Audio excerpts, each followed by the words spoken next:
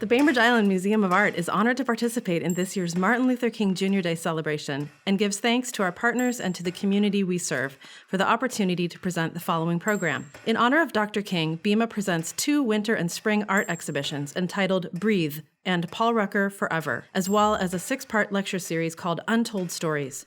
Weaving art, identity, history, and civil rights together, these exhibitions and talks focus on social justice and human rights, addressing diverse and connected issues. Here to talk with you about the exhibitions are Chief Curator Greg Robinson and Associate Curator Amy Sawyer. Hi, I'm Amy Sawyer, Associate Curator at Bainbridge Island Museum of Art. We're here to commemorate Martin Luther King Jr. Day. I'm going to take you into the galleries, and we're going to talk about our Group Breathe exhibition, particularly Michelle Kumada, Seattle-based artist.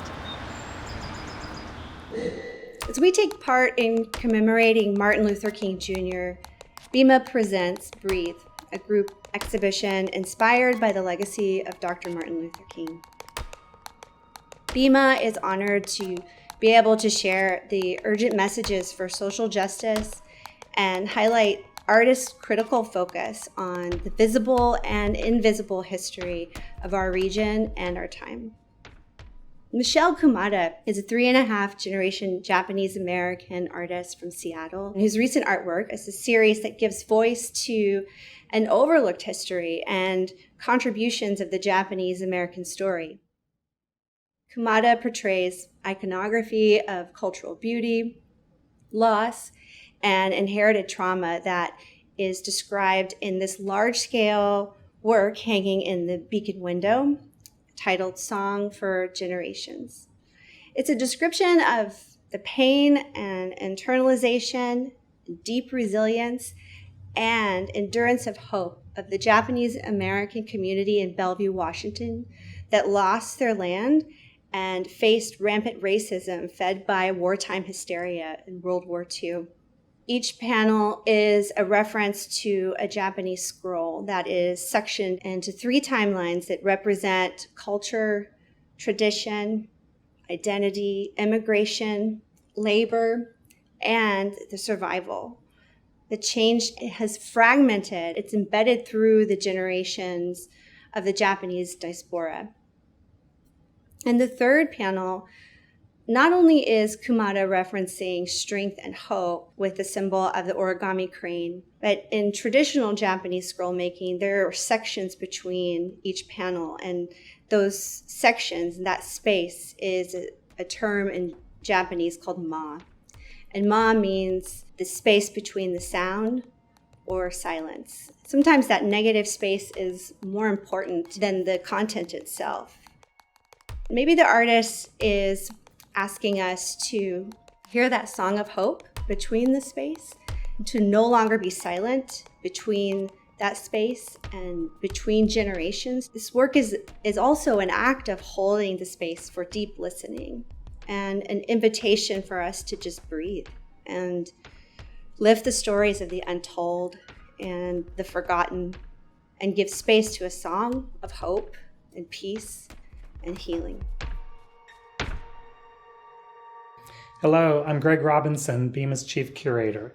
I'm standing in the exhibition titled Paul Rucker Forever. Paul Rucker has conceptualized a really beautiful and compelling way to memorialize civil rights martyrs from his point of view. He doesn't think are quite well known enough to ever have a U.S. postage stamp named for them.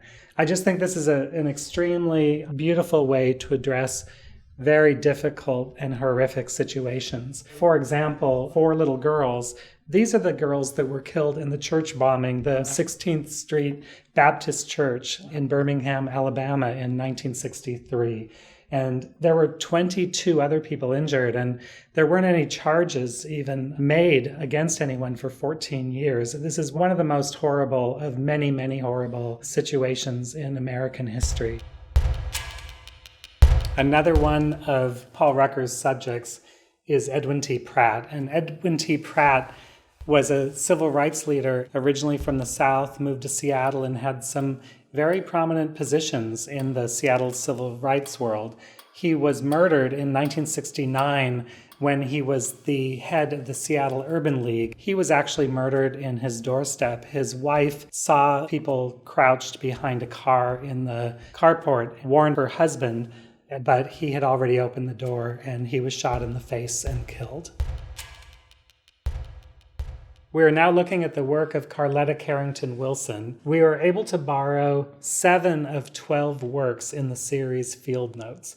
By field, we're referring to a plantation field that slaves would work in.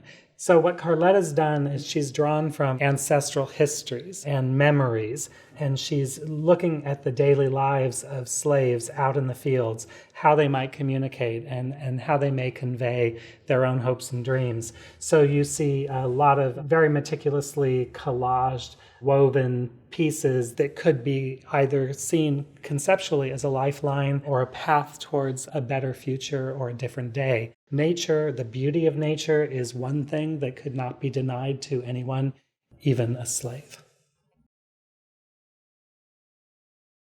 We're very excited to show the work of Corey Bennett Anderson.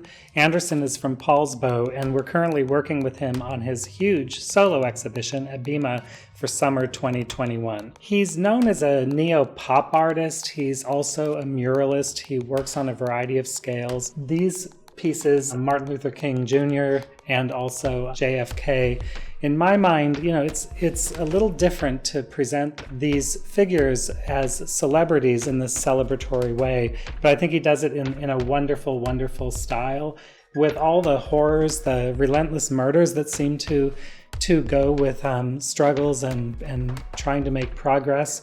We forget about the accomplishments and the contributions and how much further forward we are as a society. The exhibition Breathe is inspired by the legacy of Dr. Martin Luther King Jr. It includes several artists, all of different backgrounds and addressing different kinds of struggles. When the museum is open to the public again, we really encourage you to come and see this great show.